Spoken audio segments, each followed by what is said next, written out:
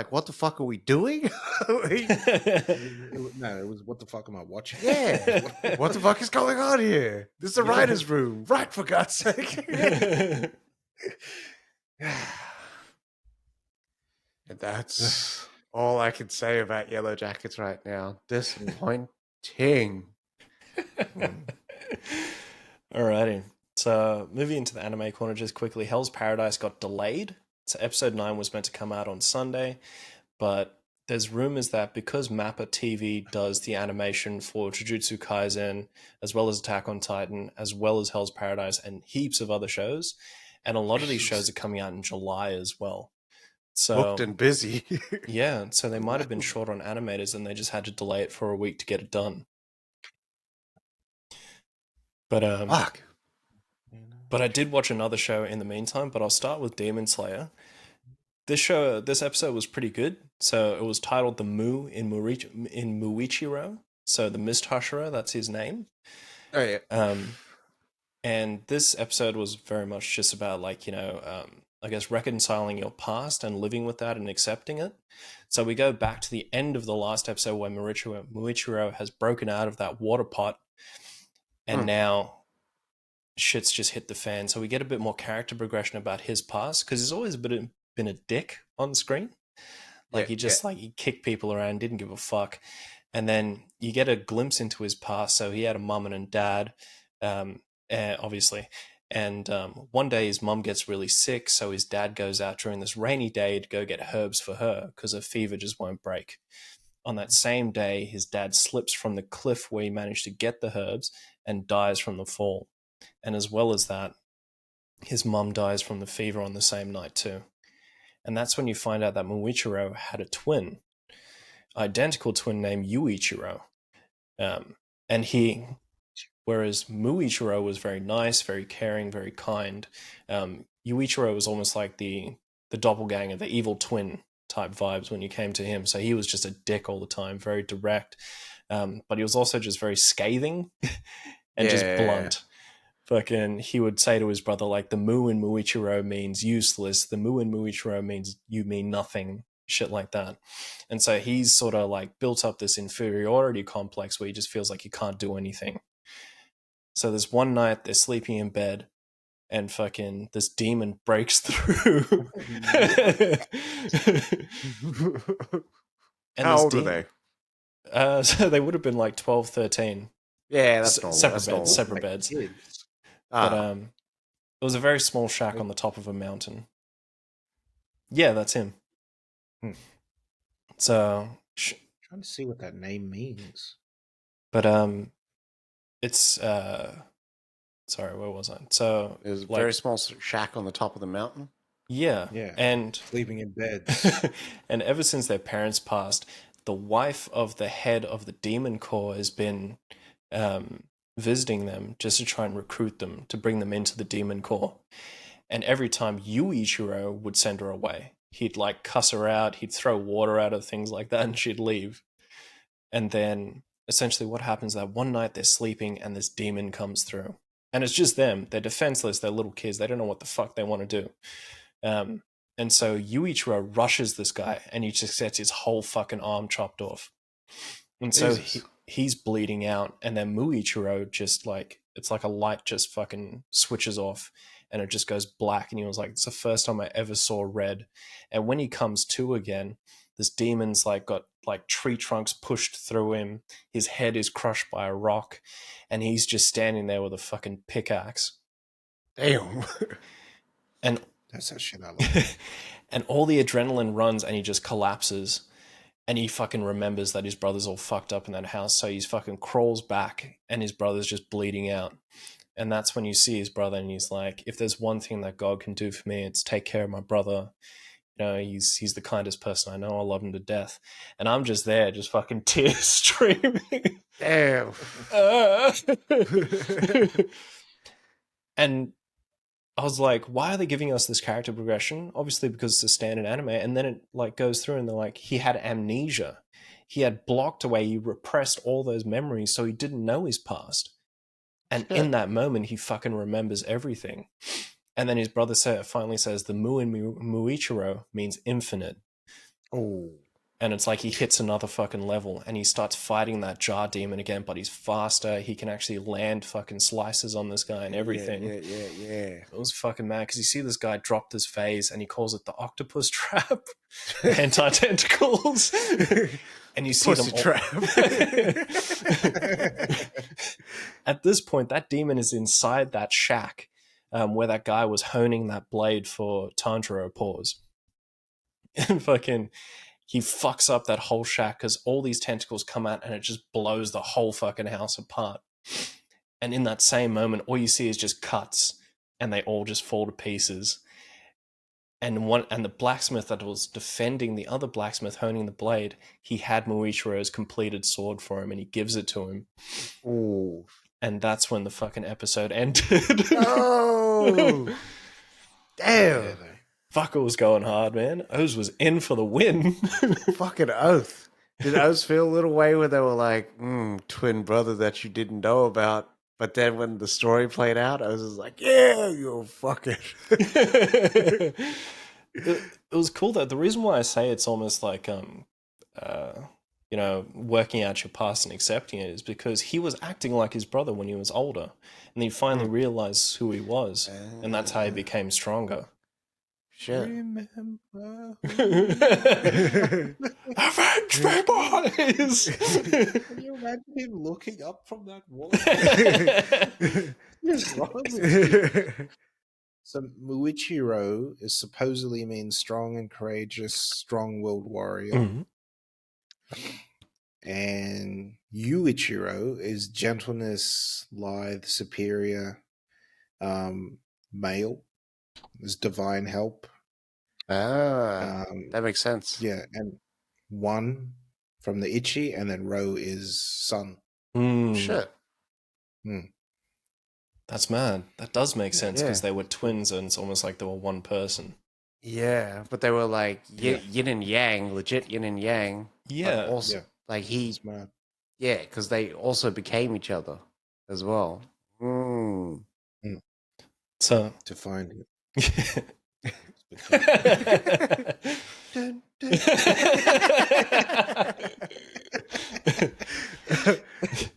Pretty cool. Damn. Sounds like But a yeah. fire episode. Yeah, it was really fucking good. Oshinoko. So this actually finally popped off. So last week I skipped Nice. the thoughts for the episode because I felt like it was just very fucking cookie cutter.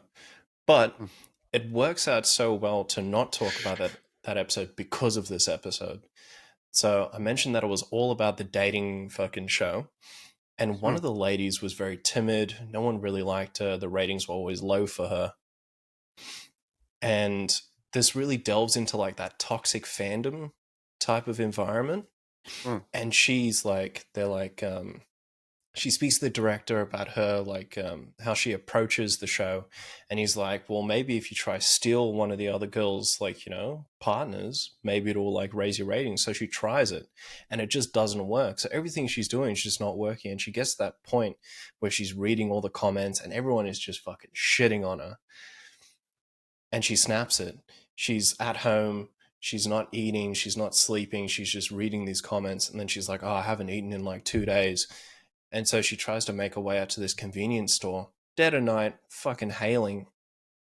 And then she has the thought, she's like, you know what? It'll be so much easier if I just kill myself. And so she gets onto one of, those bridges over the highway? Yeah. And she jumps on the railing and she goes to go take a step off and starts falling. At that point, Aqua fucking grabs her by the waist and pulls her back over the bridge, so she isn't able to fucking kill herself, and she freaks out. And so you find out that everyone was really worried about her. They have a group chat for the dating show, and when she said she was going out to get food, Aqua and all her friends just found out the route that she would take to that convenience store and then rescued her from actually getting hit by all the fucking cars. When she freaked out, did you do the Yeah, because he grabs her and like she realizes that she's just still alive and she's like, let go of me, and she starts screaming and kicking. Police officer comes up and they get taken to the local fucking police station. I was only asking because the freak out in anime is also like the orgasm in anime. Yeah, and that O saving her would have been like. I bet you they just like grab all those clips and snippets and shit.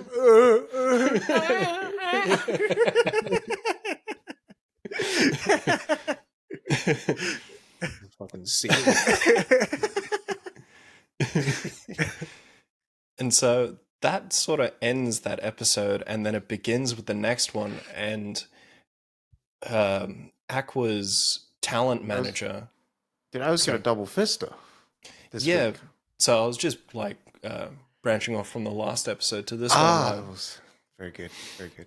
And so Aqua's talent manager gets a call, and she's like, "Fuck! I just got a call from the police station. Aqua's locked up." And so they all go to the fucking police station. Thankfully, nothing's happened to him. I thought it was going to be a case of maybe the police officer thought that he was trying to kidnap her or harass her or something. But no, thankfully he got let off, and she explained everything, and everything was all good there. And then all of their dating show peers show up at the station. They're just happy that she's alive, and they find out about all the comments and shit like that. And with her explaining that, it really gets to her. They set up to actually make this video to hopefully like fix up some of the light surrounding her after everything that's happened, and possibly raise her ratings as well. So they make this montage about the great friendship that they have and stuff like that. It just sounds fucking hilarious explaining it. Yeah. But they put all this time in. They all start seeing each other more and more together as a friendship group. And then that was majority of the episode, with them sort of working out this montage and getting it all out there. And they finally do. And when they do, this girl is at home watching this montage. And then Aqua's talking about the kinds of girls he likes. And he starts like, he starts delving into his mum, saying like, I like girls like so-and-so, not saying like my mum, but he was just like explaining her large, personality and breasted, just like my mother.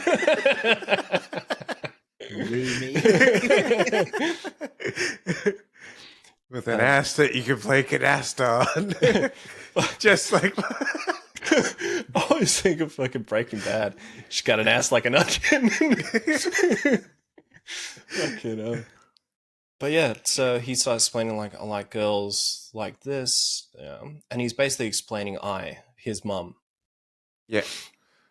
And then with this girl watching this montage, and then she starts researching into Aqua, and you find out she's very obsessive, and she's like got this thing for Aqua. And so the end of the episode is her like researching all of this lady's videos, and then making like the Charlie Day meme where he's pointing at the fucking and the red strings. She does one of those on her fucking wall, and she's there just like obsessed. And that's how it ends, just on this really dark note of like, the person you've saved is going to turn into that stalker that possibly killed your mum. Oh shit. Yeah. So it's really dark.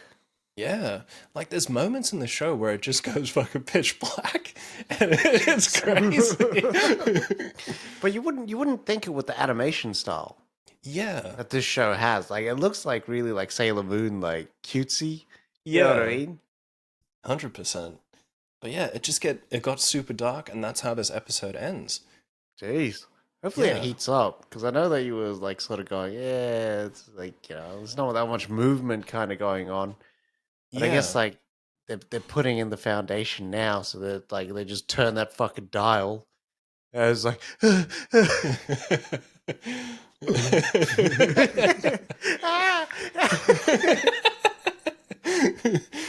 and the last thing I got to watch as a substitute for Hell's Paradise was called Mashle.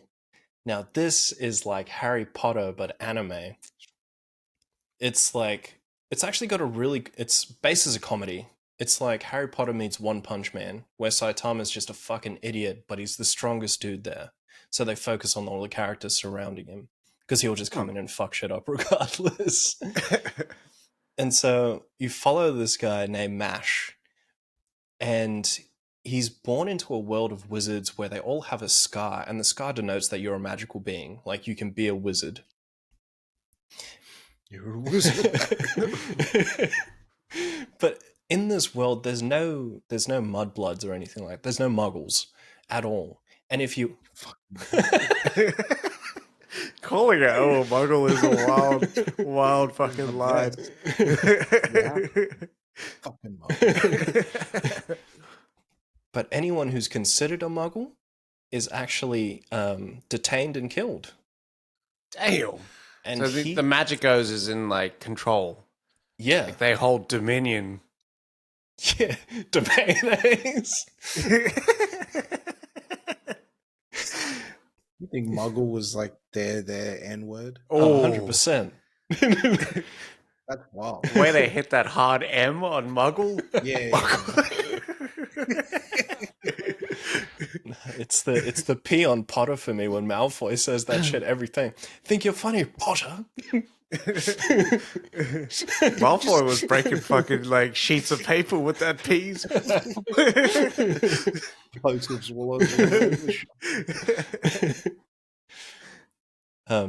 But yeah, so Mash is one of those muggles. But there's a man who finds him because he's an orphan. And he raises him outside of the community in this forest where no one can find them. And because he doesn't have any magic, this guy just like teaches him to control his body, basically, just work out heaps. And it starts off with your introduction to Mash, and he is fucking pumping weights. But I'm not even talking just like standard bench press. Like he's going like he's hit VTech, and he's literally just like Jesus, like he fucking pumps it. And so one day his faux father like is like, hey, I've got to do some errands. Remember, stay in the house, don't do anything. And he's like, yeah, sure, no worries. And then he gets hungry, and you find out he has an obsession for cream puffs. And he's like, sorry, Pops, my stomach. And he makes his way to this fucking town. And he's a very deadpan character. Like, there's no emotion to him. He's super emotionless. And he goes up to this cream puff vendor, and he's like, can I get 3 cream puffs, please? And he hands him the coins. And the guy's just like, these coins are all fucked up and bent. No man should be able to do this. He's like, sorry, I got really excited. I'll fix it. And he just bends all the coins back into position. Was there ever an interaction where he's like, no, I said cream puff? Fucking hopefully soon. But because there's currently 7 episodes out, and I smashed all 7 of these episodes. So I'll try and fucking shorten it down. But so the police show up and they're like, hey, what are you doing here? You know, you don't have a scar, nothing. You should be detained. And then he accidentally like fucking puts the cream from the cream puff on this police officer. And he's like, this is my only shirt. And he's like, I'm so sorry, I'll get it washed for you. He literally cobras this guy and rips the whole top off of his uniform off. And he's wearing the jacket and everything. So his titties is just out.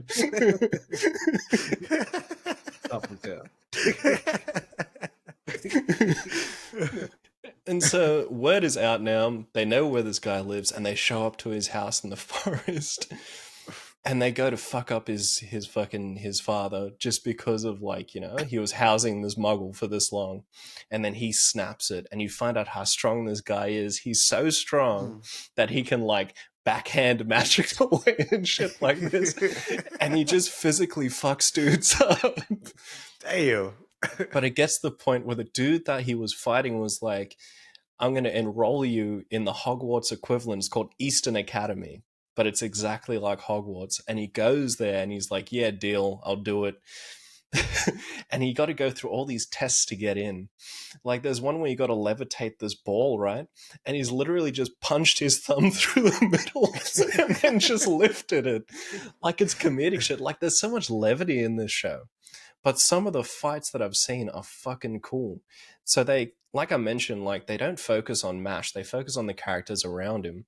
And so one of the people, Lance Crown. So the Crown family is notorious for gravity magic.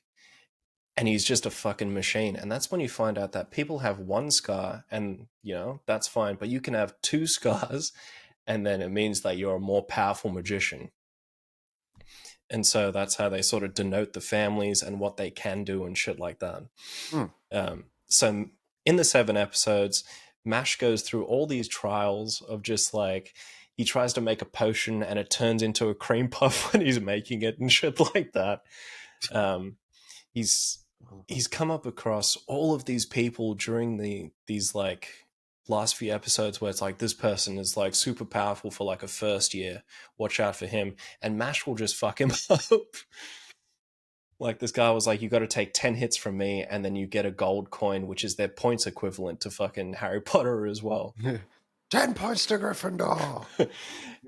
And Mash is like, yeah, no worries, takes the 10 hits, doesn't fucking do anything to him. And then he's like, nah, you got to take 10 hits from me. And he hits this guy literally once and just shatters everything.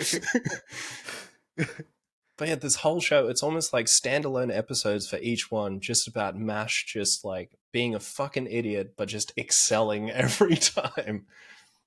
That's bad. Yeah. How often do you get these sort of toned animes? I think like, you get it. Is it pretty common? And I just haven't dug into that level.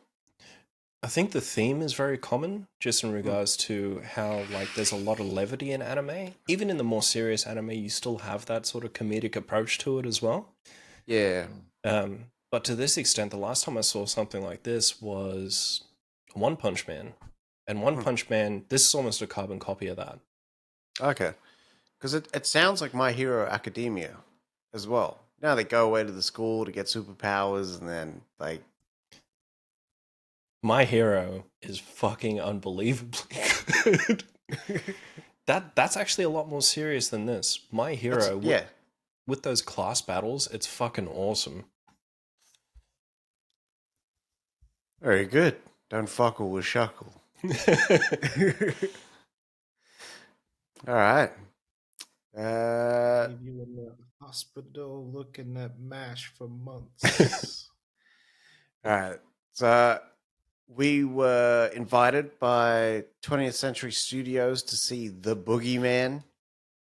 Boogeyman stars Chris Messina, Sophie Thatcher, Vivian Lara Blair, and David Dastmalchian, as well as like a whole bunch of other people. This is about, it's legit like the Curse movies that we've seen that have come out. It's like Drag Me to Hell, Smile, The Box.